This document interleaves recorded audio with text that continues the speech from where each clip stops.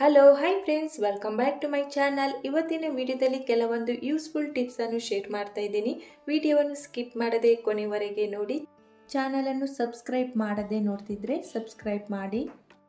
ಈರುಳ್ಳಿಯನ್ನು ಸಣ್ಣ ಸಣ್ಣದಾಗಿ ಕಟ್ ಮಾಡಬೇಕಾ? ಹೀಗೆ ಕಟ್ ಮಾಡಿ ತುಂಬ ಸುಲಭವಾಗಿ ಈರುಳ್ಳಿಯನ್ನು ಸಣ್ಣ ಸಣ್ಣದಾಗಿ ಕಟ್ ಮಾಡಬಹುದು. ಸ್ನ್ಯಾಕ್ಸ್ ಮಾಡುವಾಗ ಈರುಳ್ಳಿಯನ್ನು ಸಣ್ಣ ಸಣ್ಣದಾಗಿ ಕಟ್ ಮಾಡಬೇಕಾದ್ರೆ ಮನೆಯಲ್ಲಿ ಚಾಪರ್ ಇಲ್ಲದಿದ್ದಾಗ ನೋಡಿ ಈ ರೀತಿ ಕಟ್ ಮಾಡ್ಬೋದು. ಈರುಳ್ಳಿ ಸಿಪ್ಪೆಯನ್ನು ತೆಗೆದು ನೋಡಿ ಫುಲ್ ಈರುಳ್ಳಿಯನ್ನು ಈ ರೀತಿ ಉದ್ದ ಸೀಳಬೇಕು. ಈ ರೀತಿ ಉದ್ದ ಸೀಳಿ ಕಟ್ ಮಾಡಿದರೆ ತುಂಬ ಸುಲಭವಾಗಿ ಈರುಳ್ಳಿಯನ್ನು ಸಣ್ಣ ಸಣ್ಣದಾಗಿ ಕಟ್ ಮಾಡ್ಬೋದು. ಆಮ್ಲೆಟ್, ಪಲ್ಯ, ಸ್ನ್ಯಾಕ್ಸ್ ಮಾಡುವಾಗ ಈರುಳ್ಳಿಯನ್ನು ಸಣ್ಣ ಸಣ್ಣದಾಗಿ ಕಟ್ ಮಾಡಬೇಕಾದ್ರೆ ನೋಡಿ ಈ ರೀತಿ ಕಟ್ ಮಾಡ್ಬೋದು. ಈಸಿಯಾಗಿ ಕಟ್ ಮಾಡ್ಬೋದು. ನೆಕ್ಸ್ಟ್ ಟಿಪ್, ನಾವು ಈ ರೀತಿ ಇರುವಂಥ ಮೆಟಲ್ ಬ್ಯಾಂಗಲ್ಸನ್ನು ಯೂಸ್ ಮಾಡ್ತಾ ಇರ್ತೀವಿ ನೋಡಿ. ಕೆಲವು ಸಲ ನೋಡಿ ಈ ರೀತಿ ಅದು ಬೆಂಡ್ ಆಗಿರ್ತದೆ ನೋಡಿ. ಈ ರೀತಿ ಬೆಂಡ್ ಆದರೆ ಬ್ಯಾಂಗಲ್ಸ್ ಹಾಕಲಿಕ್ಕೆ ಆಗೋದಿಲ್ಲ. ಅದನ್ನು ನಾವೇನು ಮಾಡ್ತೀವಿ, ವೇಸ್ಟ್ ಅಂತ ಬಿಸಾಕ್ತೀವಿ. ಬ್ಯಾಂಗಲ್ಸ್ ಎಲ್ಲ ತುಂಬ ಚೆಂದ ಇರ್ತದೆ. ಈ ರೀತಿ ಬೆಂಡ್ ಆಗಿರುವಂಥ ಬ್ಯಾಂಗಲ್ಸ್ ಹಾಕಿದರೆ ಅಷ್ಟು ಚೆಂದ ಕಾಣೋದಿಲ್ಲ ನೋಡಿ. ಈ ರೀತಿ ಬೆಂಡ್ ಆಗಿರುವಂಥ ಬ್ಯಾಂಗಲ್ಸನ್ನು ಸರಿ ಮಾಡ್ಬೋದು ನೋಡಿ. ತುಂಬಾ ಸುಲಭವಾಗಿ ಇದನ್ನು ನಾವು ಸರಿ ಮಾಡ್ಬೋದು ನೋಡಿ. ಒಂದು ಗ್ಲಾಸ್ ತಗೊಂಡು ಗ್ಲಾಸಿಗೆ ನೋಡಿ ಈ ರೀತಿ ಬ್ಯಾಂಗಲ್ಸನ್ನು ಹಾಕಿ ನೋಡಿ ಈ ರೀತಿ ಪ್ರೆಸ್ ಮಾಡಬೇಕು. ಮೆಟಲ್ ಇದು ಯಾವುದೇ ಬ್ಯಾಂಗಲ್ ಆಗಿರ್ಬೋದು ನೋಡಿ. ಈ ರೀತಿ ಆದಾಗ ನೋಡಿ ಈ ರೀತಿ ನಾವು ಗ್ಲಾಸಿಗೆ ಹಾಕಿ ಈ ರೀತಿ ಪ್ರೆಸ್ ಮಾಡಿದರೆ ನೋಡಿ ತುಂಬ ಸುಲಭವಾಗಿ ಅದನ್ನು ಸರಿ ಮಾಡ್ಬೋದು. ಮನೆಯಲ್ಲಿ ನೋಡಿ ಈ ರೀತಿ ಬೆಂಡಾಗಿರುವಂಥ ಬ್ಯಾಂಗಲ್ಸ್ ಇದ್ದರೆ ಒಂದು ಸಲ ಈ ಟಿಪ್ಪನ್ನು ಟ್ರೈ ಮಾಡಿ ನೋಡಿ. ಈಗ ನಾನು ನಿಮಗೆ ನೋಡಿ ತೆಗೆದು ತೋರಿಸ್ತಾ ಇದ್ದೇನೆ ನೋಡಿ. ಎಷ್ಟು ಚೆನ್ನಾಗಿ ಸರಿಯಾಗಿದೆ ನೋಡಿ, ನೋಡ್ಬೋದು ನೋಡಿ. ತುಂಬ ಸುಲಭವಾಗಿ ಬೆಂಡಾಗಿರುವಂಥ ಬ್ಯಾಂಗಲ್ಸನ್ನು ನೋಡಿ ಸರಿ ಮಾಡ್ಬೋದು. ನೆಕ್ಸ್ಟ್ ಟಿಪ್, ಕೊತ್ತಂಬರಿ ಸೊಪ್ಪನ್ನು ತಂದು ಸ್ಟೋರ್ ಮಾಡಿ ಇಟ್ಟಿರ್ತೀವಿ. ಸ್ವಲ್ಪ ದಿನ ಆಗ್ತಿದ್ದಂತೆ ಕೊತ್ತಂಬರಿ ಸೊಪ್ಪು ನೋಡಿ ಈ ರೀತಿ ಬಾಡಿ ಹೋಗಿರ್ತದೆ ನೋಡಿ. ಈ ರೀತಿ ಬಾಡಿ ಹೋಗಿರುವಂಥ ಕೊತ್ತಂಬರಿ ಸೊಪ್ಪನ್ನು ಫ್ರೆಶ್ ಮಾಡಲಿಕ್ಕೆ ಒಂದು ಬೌಲಿನಲ್ಲಿ ಸ್ವಲ್ಪ ನೀರು, ಕೊತ್ತಂಬರಿ ಸೊಪ್ಪು ಮತ್ತು ಸ್ವಲ್ಪ ಐಸ್ ಕ್ಯೂಬನ್ನು ಹಾಕಿ 15 ನಿಮಿಷ ಹಾಗೆಯೇ ಇಡಬೇಕು. 15 ನಿಮಿಷ ಆದ ನಂತರ ನಾನು ನಿಮಗೆ ತೋರಿಸ್ತಾ ಇದ್ದೀನಿ. ನೋಡ್ಬೋದು ನೋಡಿ ಕೊತ್ತಂಬರಿ ಸೊಪ್ಪು ನೋಡಿ ಎಷ್ಟು ಫ್ರೆಶ್ ಆಗಿದೆ ನೋಡಿ. ಹಸಿರಾಗಿ ಫ್ರೆಶ್ ಆಗಿದೆ ನೋಡಿ. ಅಂಗಡಿಯಿಂದ ತಂದಾಗ ಯಾವ ರೀತಿ ಫ್ರೆಶ್ ಇರ್ತದೆ ನೋಡಿ, ಸೇಮ್ ಅದೇ ರೀತಿ ಇದೆ ನೋಡಿ. ವಿಡಿಯೋ ಇಷ್ಟ ಆದರೆ ಲೈಕ್ ಮಾಡಿ. ನೆಕ್ಸ್ಟ್ ಟಿಪ್, ಸ್ವೀಟ್ ಬಾಕ್ಸ್ ನೋಡಿ. ಈ ಥರ ಇರುವಂಥ ಸ್ವೀಟ್ ಬಾಕ್ಸ್ ಇದೆಲ್ಲ ಇದನ್ನು ರೀಯೂಸ್ ಮಾಡ್ಬೋದು. ವೇಸ್ಟ್ ಅಂತ ಬಿಸಾಕುವಂತಹ ಸ್ವೀಟ್ ಬಾಕ್ಸ್ ನೋಡಿ. ಕಿಚನ್ ಆರ್ಗನೈಸ್ ರ್ಯಾಕ್ ಥರ ಸಹ ಇದನ್ನು ಯೂಸ್ ಮಾಡ್ಬೋದು. ಬಾಕ್ಸಿಗೆ 2 ಸೈಡ್ ಗಮ್ ಟೇಪ್ ಇದೆ ನೋಡಿ. ಅದನ್ನು ಈ ರೀತಿ ಮಿಡ್ಲಿಗೆ ಅಂಟಿಸಬೇಕು. ನಂತರ ಇದನ್ನು ನೋಡಿ ಈ ರೀತಿ ಕಿಚನಿನಲ್ಲಿ ಗೋಡೆಗೆ ಸ್ಟಿಕ್ ಮಾಡಬೇಕು ನೋಡಿ. ಈ ಥರ ಸಣ್ಣ ಸಣ್ಣ ಜಾರನ್ನು ಇಡ್ಬೋದು ಇದರಲ್ಲಿ ನೋಡಿ. ಕಿಚನಿನಲ್ಲಿ ರ್ಯಾಕಿನಲ್ಲಿ ಜಾಗ ಇಲ್ಲದಿದ್ದರೆ ಜಾರೆಲ್ಲ ಇಡಲಿಕ್ಕೆ ನೋಡಿ ಈ ಥರ ಇರುವಂಥ ಸ್ವೀಟ್ ಬಾಕ್ಸನ್ನು ಸಹ ರ್ಯಾಕ್ ಥರ ಸಹ ಯೂಸ್ ಮಾಡಿ ನೋಡಿ. ಈ ಥರ ಸಣ್ಣ ಸಣ್ಣ ಜಾರನ್ನೆಲ್ಲ ನೋಡಿ ಈ ರೀತಿ ಇಡ್ಬೋದು. ನೋಡಲಿಕ್ಕೆ ಸಹ ತುಂಬ ಚೆಂದ ಕಾಣ್ತದೆ ನೋಡಿ. ಸ್ವೀಟ್ ಬಾಕ್ಸಿಗೆ ಮನೆಯಲ್ಲಿ ಕಲರ್ ಇದ್ದರೆ ಕಲರ್ ಸಹ ಕೊಡ್ಬೋದು ನೋಡಿ. ತುಂಬ ಚೆಂದ ಕಾಣ್ತದೆ ನೋಡಿ. ಈ ರೀತಿ ವೇಸ್ಟ್ ಅಂತ ಬಿಸಾಡುವ ಸ್ವೀಟ್ ಬಾಕ್ಸನ್ನು ರೀಯೂಸ್ ಮಾಡ್ಬೋದು. ನೆಕ್ಸ್ಟ್ ಟಿಪ್ ನೋಡಿ, ಈ ಥರ ಇರುವಂಥ ಸ್ವೀಟ್ ಬಾಕ್ಸನ್ನು ನೋಡಿ ಯಾವ ಥರ ಯೂಸ್ ಮಾಡ್ಬೋದು ನೋಡಿ.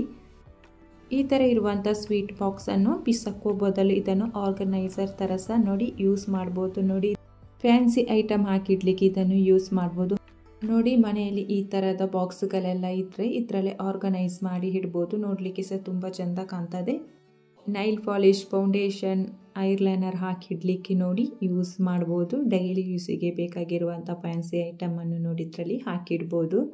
ಹಬ್ಬಕ್ಕೆ ನಾವು ಸ್ವೀಟ್ ತಗೊಂಡು ಬರ್ತೀವಿ, ಆ ಬಾಕ್ಸನ್ನು ಬಿಸಾಡದೆ ನೋಡಿ ಈ ಥರ ಸಹ ರೀಯೂಸ್ ಮಾಡ್ಬೋದು. ಇನ್ನೊಂದು ಬಾಕ್ಸಲ್ಲಿ ನೋಡಿ ನಾನು ಕ್ಲಿಪ್ ಹಾಕಿಟ್ಟಿದ್ದೇನೆ. ಡೈಲಿ ಯೂಸಿಗೆ ಬೇಕಾಗಿರುವಂಥ ಕ್ಲಿಪ್ ಎಲ್ಲ ನೋಡಿ ಒಂದೇ ಕಡೆ ಈಸಿಯಾಗಿ ಸಿಗ್ತದೆ ನೋಡಿ. ಈ ರೀತಿಯಾಗಿ ಡ್ರೆಸ್ಸಿಂಗ್ ಟೇಬಲ್ ಹತ್ರ ಇಡ್ಬೋದು. ಈಸಿಯಾಗಿ ಎಲ್ಲ ವಸ್ತುಗಳು ಸಿಗ್ತದೆ. ನೋಡಲಿಕ್ಕೆ ಸಹ ತುಂಬ ಚೆಂದ ಕಾಣ್ತದೆ.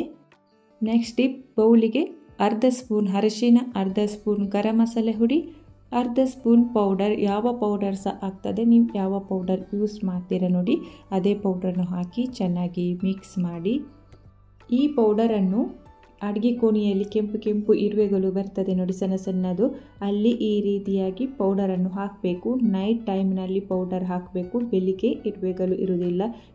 ಫ್ರಿಜ್ಜನ್ನು ನಾವು ಆವಾಗ ಕ್ಲೀನ್ ಮಾಡ್ತಾ ಇರ್ತೇವೆ. ಇಲ್ಲಿ ನೋಡಿ ಈ ಥರ ಗ್ಯಾಸ್ಕೆಟ್ ಇರ್ತದೆ ನೋಡಿ ಫ್ರಿಜ್ ಸೈಡಲ್ಲಿ.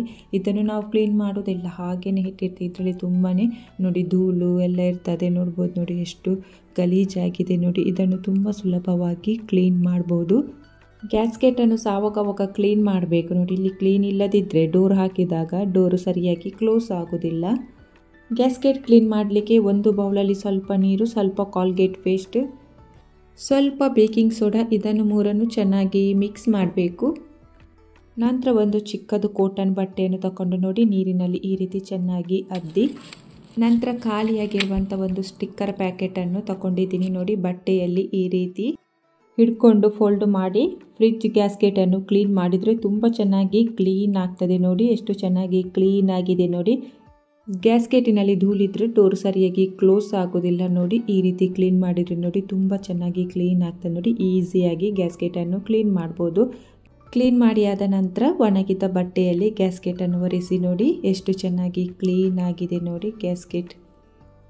ನೆಕ್ಸ್ಟ್ ಟಿಪ್ಪು, ಬೌಲಲ್ಲಿ ಸ್ವಲ್ಪ ವೆನಿಗರ್ ಮತ್ತು ಸ್ವಲ್ಪ ಶಾಂಪೂವನ್ನು ಹಾಕ್ತಿದ್ದೀನಿ. ಯಾವ ಶಾಂಪೂ ಸಹ ಆಗ್ತದೆ. ಇದನ್ನೆರಡನ್ನು ಚೆನ್ನಾಗಿ ಮಿಕ್ಸ್ ಮಾಡಬೇಕು. ಕೈಯಲ್ಲಿ ಚೆನ್ನಾಗಿ ಮಿಕ್ಸ್ ಮಾಡಿ ಚಿಕ್ಕ ವಾಟರ್ ಬಾಟಲಿಗೆ ಹಾಕ್ತಿದ್ದೇನೆ. ಬಾಟಲ್ ಮುಚ್ಚಳಕ್ಕೆ ಹೋಲ್ಸ್ ಮಾಡಿದ್ದೇನೆ ಸ್ಪ್ರೇ ಮಾಡಲಿಕ್ಕೆ ಈಸಿ ಆಗ್ತದೆ. ಈ ರೀತಿ ಚೆನ್ನಾಗಿ ಶೇಕ್ ಮಾಡಬೇಕು. ಗ್ಯಾಸ್ ಸ್ಟವ್ ಕ್ಲೀನ್ ಮಾಡಲಿಕ್ಕೆ ನಾನ್ ವೆಜ್ ಮಾಡಿದಾಗ ಕಿಚನ್ ಒಂಥರ ನಾನ್ ವೆಜ್ ಸ್ಮೆಲ್ ಬರ್ತಾ ಇರ್ತದೆ. ಫಿಶ್ ಫ್ರೈ ಮಾಡಿದಾಗ ಎಲ್ಲ ನೋಡಿ ಈ ಥರ ಮಾಡಿ ಕ್ಲೀನ್ ಮಾಡಿದರೆ ತುಂಬ ಚೆನ್ನಾಗಿ ಕ್ಲೀನ್ ಆಗ್ತದೆ. ಫಿಶ್ ಫ್ರೈ ಮಾಡಿದಾಗ ಕಿಚನ್ ಒಂಥರ ಸ್ಮೆಲ್ ಬರ್ತಾ ಇರ್ತದೆ ನೋಡಿ. ಈ ರೀತಿ ಕ್ಲೀನ್ ಮಾಡಿದರೆ ಸ್ಮೆಲ್ ಬರೋದಿಲ್ಲ. ಫ್ರೈ ಮಾಡಿದಾಗ ಎಣ್ಣೆ ಸ್ಟವ್ ಮೇಲೆ, ಕಿಚನ್ ಕೌಂಟರ್ ಮೇಲೆ, ಗೋಡೆ ಮೇಲೆಲ್ಲ ರಟ್ಟಿರ್ತದೆ ನೋಡಿ. ಈ ರೀತಿ ಲಿಕ್ವಿಡ್ ಮಾಡಿ ಕ್ಲೀನ್ ಮಾಡಿದರೆ ತುಂಬ ಚೆನ್ನಾಗಿ ಕ್ಲೀನ್ ಆಗ್ತದೆ. ಈ ರೀತಿ ಲಿಕ್ವಿಡನ್ನು ಮಾಡಿ ನೋಡಿ. ಈ ರೀತಿ ಕ್ಲೀನ್ ಮಾಡಿದರೆ ತುಂಬ ಚೆನ್ನಾಗಿ ಕ್ಲೀನ್ ಆಗ್ತದೆ. ನಂತರ ಇಲ್ಲಿ ಬಟ್ಟೆಯಿಂದ ಒರೆಸ್ತಾ ಇದ್ದೇನೆ. ನಂತರ ಬಟ್ಟೆಯನ್ನು ಒದ್ದೆ ಮಾಡಿ ಒರೆಸಿದರೆ ಸ್ಟವ್ ತುಂಬ ಚೆನ್ನಾಗಿ ಕ್ಲೀನ್ ಆಗ್ತದೆ. ಕಿಚನ್ ಕೌಂಟರ್ ಟಾಪು ಮತ್ತು ಗೋಡೆಯನ್ನು ಇದೇ ಲಿಕ್ವಿಡ್ ಹಾಕಿ ಕ್ಲೀನ್ ಮಾಡ್ಬೋದು. ತುಂಬ ಚೆನ್ನಾಗಿ ಕ್ಲೀನ್ ಆಗ್ತದೆ. ನೆಕ್ಸ್ಟ್ ಟಿಪ್, ಈ ಥರ ಹೆವಿ ವರ್ಕ್ ಇರುವಂಥ ಡ್ರೆಸ್ ಅಥವಾ ಪಾರ್ಟಿ ವೇರ್ ಡ್ರೆಸ್ ಆಗಿರ್ಬೋದು ಅಥವಾ ಬ್ಲೌಸ್ ಆಗಿರ್ಬೋದು, ಯಾವಾಗಾದರೂ ಒಂದು ಸಲ ನಾವು ವೇರ್ ಮಾಡ್ತಾ ಇರ್ತೀವಿ. ವರ್ಕ್ ಇರುವಂಥ ಡ್ರೆಸ್ಸನ್ನು ಯೂಸ್ ಮಾಡಿದ ಪ್ರತಿ ಸಲ ವಾಶ್ ಮಾಡಬೇಕು ಅಂದಾಗ ಅದರ ಮೇಲಿರುವಂಥ ಸ್ಟೋರ್ ವರ್ಕ್ ಎಲ್ಲ ಹೋಗ್ತದೆ, ಹಳತ್ತಾದಾಗೆ ಕಾಣಿಸ್ತದೆ. ಬಟ್ಟೆಯನ್ನು ಯೂಸ್ ಮಾಡಿದ ಪ್ರತಿ ಸಲ ಬಟ್ಟೆಯನ್ನು ವಾಶ್ ಮಾಡಬೇಕಂತ ಇಲ್ಲ. 2-3 ಸಲ ಯೂಸ್ ಮಾಡಿದ ಮೇಲೆ ಡ್ರೆಸ್ಸನ್ನು ವಾಶ್ ಮಾಡಿದರೆ ತುಂಬಾ ಒಳ್ಳೆಯದು. ಈ ಥರ ಬಟ್ಟೆಯಲ್ಲಿ ಹೆವಿ ಸ್ವೆಟ್ ಆಗ್ತದೆ. ನೆಕ್ಸ್ಟ್ ಟೈಮ್ ಆ ಡ್ರೆಸ್ಸನ್ನು ಹಾಕಿದಾಗ ಸ್ಮೆಲ್ ಬರ್ತಾ ಇರ್ತದೆ. ಬಟ್ಟೆಯನ್ನು ನೋಡಿ ಈ ಥರ ರಿವರ್ಸ್ ಮಾಡಿ ಹೆಚ್ಚಿಗೆ ಎಲ್ಲೆಲ್ಲ ಬೆವರ್ತಾ ಇರ್ತದೆ ನೋಡಿ ಅಲ್ಲೆಲ್ಲ ಪೌಡ್ರನ್ನು ಹಾಕಬೇಕು. ಯಾವ ಪೌಡ್ರು ಸಹ ಆಗ್ತದೆ. ಮುಖಕ್ಕೆ ನಾವು ಯಾವ ಪೌಡ್ರ್ ಯೂಸ್ ಮಾಡ್ತೀವಿ ನೋಡಿ ಯಾವುದು ಸಹ ಪೌಡ್ರ್ ಆಗ್ತದೆ. ಪೌಡರನ್ನು ಫುಲ್ಲು ಡ್ರೆಸ್ ಮೇಲೆ ನೋಡಿ ಈ ರೀತಿ ಹಾಕಿ ಕೈಯಿಂದಲೇ ಒರೆಸ್ತಾ ಬರಬೇಕು. ಈ ರೀತಿ ಮಾಡೋದ್ರಿಂದ ಒಳಗಿರುವಂಥ ಬೆವರನ್ನು ಪೌಡರ್ ಹೀರ್ಕೊಳ್ತದೆ. ಡ್ರೆಸ್ ಫ್ರಂಟ್ ಮತ್ತು ಬ್ಯಾಕಲ್ಲಿ ಇದೇ ರೀತಿ ಫುಲ್ ಡ್ರೆಸ್ಸಿಗೆ ಇದೇ ರೀತಿ ಮಾಡಬೇಕು ನೋಡಿ. ಈ ಥರ ಡ್ರೆಸ್ಸಿಗೆ ಪೌಡ್ರನ್ನೆಲ್ಲ ಹಾಕಿ ಆದ ನಂತರ ಡ್ರೆಸ್ಸನ್ನು ನೆರಳಿನಲ್ಲಿ ಇಟ್ಟು ಒಣಗಿಸಬೇಕು. 2 ಗಂಟೆ ನೆರಳಿನಲ್ಲಿ ಇಟ್ಟು ಒಣಗಿಸಿದರೆ ಸಾಕು ನೋಡಿ. ಈ ಥರ ಮಾಡಿ ನಾವು ಬಟ್ಟೆಯನ್ನು ಉಪಯೋಗಿಸೋದ್ರಿಂದ ಬಟ್ಟೆಯಲ್ಲಿ ಸ್ವಲ್ಪ ಸಹ ಬೆವರು ವಾಸನೆ ಇರುವುದಿಲ್ಲ. ಡ್ರೆಸ್ ಎಲ್ಲ ಫ್ರೆಶ್ ಇರ್ತದೆ, ಒಳ್ಳೆ ಪರಿಮಳ ಬರ್ತಾ ಇರ್ತದೆ. ಬ್ಲೌಸಿಗೆ ಸಹ ನೋಡಿ ಅದೇ ರೀತಿ ಮಾಡಬೇಕು. ಈ ಥರ ನಾವು ಪ್ರತಿ ಸಲ ವಾಶ್ ಮಾಡದೆ ಪೌಡ್ರನ್ನು ಉಪಯೋಗಿಸೋದ್ರಿಂದ ಡ್ರೆಸ್ಸಿನಲ್ಲಿ ಸ್ಮೆಲ್ ಇರುವುದಿಲ್ಲ. ನೆಕ್ಸ್ಟ್ ನೋಡಿ ಈ ಥರ ಪ್ಲಾಸ್ಟಿಕ್ ಕವರ್ ಅಂತೂ ಪ್ರತಿಯೊಬ್ಬರ ಮನೆಯಲ್ಲಿ ಇದ್ದೇ ಇರ್ತದೆ. ಈ ಥರ ನೋಡಿ ಫ್ಲವರನ್ನು ಪ್ಲಾಸ್ಟಿಕ್ ಕವರ್ನಲ್ಲಿ ತುಂಬಾ ಸುಲಭವಾಗಿ ಫ್ಲವರ್ ರೆಡಿ ಮಾಡ್ಬೋದು. ಯಾವುದು ಕಲರ್ ಸಹ ಪ್ಲಾಸ್ಟಿಕ್ ಕವರ್ ಆಗ್ತದೆ ನೋಡಿ. ಪ್ಲಾಸ್ಟಿಕ್ ಕವರನ್ನು ತಗೊಂಡು ಈ ರೀತಿಯಾಗಿ 2 ಸೈಡ್ ಸಹ ಕಟ್ ಮಾಡಬೇಕು ನೋಡಿ. ಈ ಥರ ನಾನು ವಿಡಿಯೋದಲ್ಲಿ ತೋರಿಸ್ತಾ ಇದ್ದೇನೆ ನೋಡಿ. ಸೇಮ್ ಅದೇ ರೀತಿ 2 ಸೈಡ್ ಸಹ ಕಟ್ ಮಾಡಬೇಕು. ನಂತರ ನೋಡಿ ಇಲ್ಲಿ ಸೈಡಲ್ಲಿ ಕಟ್ ಮಾಡಬೇಕು ನೋಡಿ. ಈ ಥರ 2 ಸೈಡ್ ಸಹ ಕಟ್ ಮಾಡಬೇಕು. 2 ಸೈಡ್ ಕಟ್ ಮಾಡಿ ಆದ ನಂತರ ನೋಡಿ ಮಿಡ್ಲಲ್ಲಿ ಕಟ್ ಮಾಡಬೇಕು ನೋಡಿ. ವಿಡಿಯೋದಲ್ಲಿ ತೋರಿಸ್ತಿದ್ದೇನೆ ನೋಡಿ. ಸೇಮ್ ಅದೇ ರೀತಿಯಾಗಿ ಕವರನ್ನು ಕಟ್ ಮಾಡಬೇಕು. ಪ್ಲಾಸ್ಟಿಕ್ ಕವರನ್ನು ನೋಡಿ ಈ ಥರ ರೀಯೂಸ್ ಮಾಡ್ಬೋದು. ತುಂಬಾ ಸುಲಭವಾಗಿ ಫ್ಲವರ್ ರೆಡಿ ಆಗ್ತದೆ. ಕಟ್ ಮಾಡಿ ಆದ ನಂತರ ನೋಡಿ ಈ ಥರ ಕವರನ್ನು ಫೋಲ್ಡ್ ಮಾಡಬೇಕು ನೋಡಿ. ವಿಡಿಯೋದಲ್ಲಿ ತೋರಿಸ್ತಿದ್ದೇನೆ ನೋಡಿ. ಸೇಮ್ ಇದೇ ರೀತಿ ಫುಲ್ ಕವರನ್ನು ಇದೇ ರೀತಿ ಫೋಲ್ಡ್ ಮಾಡಿ ನಂತರ ಮಧ್ಯದಲ್ಲಿ ಸ್ಟ್ಯಾಪ್ಲರ್ ಪಿನ್ ಹಾಕಬೇಕು.